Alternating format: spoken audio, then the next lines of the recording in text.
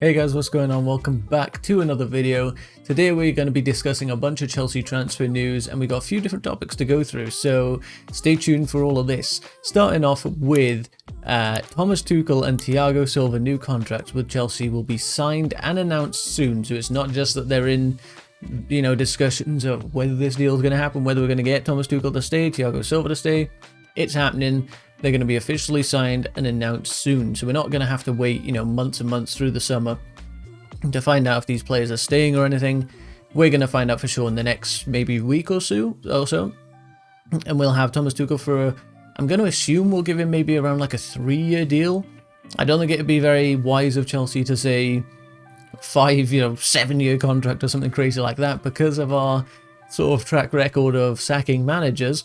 And obviously if they sack him, they're going to have to pay the compensation for his contract. So they'll probably give him 2-3 years, something like that, and just revisit it whenever it's appropriate.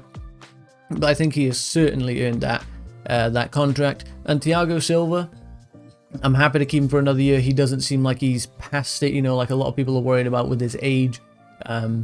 Definitely, I think he's 36 now, so at some point it is going to happen. And we're seeing these injuries with him. He's struggling to stay fit at the moment, but he has had a good season with us, and I'm absolutely happy to keep him on.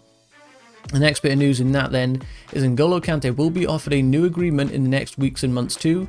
There's no rush as he's happy in London and everyone at the club loves him. So that's good news. It looks like Kante isn't looking to go elsewhere. He's not eyeing up, a Real Madrid or some PSG, some move like that. He's happy in London and everyone here loves him. Of course, it's N'Golo Kante. So it doesn't look like there'll be any big issues with that. It's just that we'll look to keep him on for another few years because he doesn't look to be losing his pace. He's aging. He's getting, 30 is a big, number for footballers. They start to decline. Kante doesn't look like he's doing it. He seems to be getting better and better still, and so happy to be keeping him at the club, and it looks like he'll be staying. So some good news in that regard, absolutely. Then on to the next piece of news that we have. This one not so good. New Inter manager Inzaghi has called Romelu Lukaku in the last few hours. The club confirmed the intention to keep Lukaku as a key player despite interest from UK clubs. We know that's mostly Chelsea. And then this is on for PSG for Achraf Hakimi, but that's not relevant to us. This is the big piece of news for Chelsea fans. The manager obviously is going to come out and say, and the club are going to come out and say, we want to keep Lukaku, he's a key player, because negotiation-wise, that's going to help them. If they're openly saying, we don't want this guy, we want him to leave, sort of how, Chelsea are with Kepa, we want to get rid of him, but if we portray that in the public and say, Kepa's available, someone take him, we're not going to be able to get much money for him. So it's going to be a problem for us if that happens. But in this scenario, Lukaku, if they come out and say, Lukaku's allowed to leave, then we're going to end up getting him for cheaper. So this could be a negotiation tactic in that point. They're obviously going to say that we want to keep him. They probably do want to keep him, but we also know their financial situation isn't very strong. But we'll see what comes of it. We'll see in the next few weeks whether it does look more likely that we'll get Lukaku. Of course, we've got the Euros coming up, and I don't think many deals are going to happen before it. Of course, injuries can happen in that time. There could be major injuries that'll keep players out for around a year if it's a bad Achilles tear or something like that. And a lot of things can change over a few months. So we'll see what happens after the Euros, after all this, once the transfer window, looks like it's coming a bit closer or it opens. We'll see then what Chelsea's real intentions are, and hopefully someone like Lukaku is on the cards for us because we know we need a striker. So in that regard, it looks like bad news, but it could be a smokescreen for them just trying to set up to get as much money as they can because we know they need the money. On to the next piece of news. AC Milan are confident and still working to complete the signing of Fikayo Tomori on a permanent deal from Chelsea for the 28.5 million buy option. We know they've had this. It's looked for a long time that they want to keep him. He's had a good season out there. He's been starting regularly. It looks like Tomori's probably happy to stay there. I could see him, I don't know if the Champions League win will change much for him, but I could certainly see him thinking, you know what, maybe I do want to go back to Chelsea. Thiago Silva's 36, I believe, Aspi aging.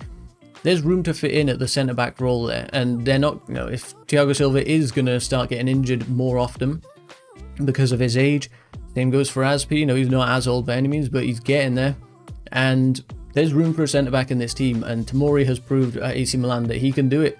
he can do a consistent season. Once he moved there, he was starting regularly and he's performed very well throughout. So all in all, I think we should be keeping Fikayo Tomori if we can, but we don't have much of a say in it. If AC Milan choose to take him on board for that 28.5 million buy option, there has been reports coming out as well saying that they've come to us again and said, can we get a discount on this? Look, we don't want to pay the full fee.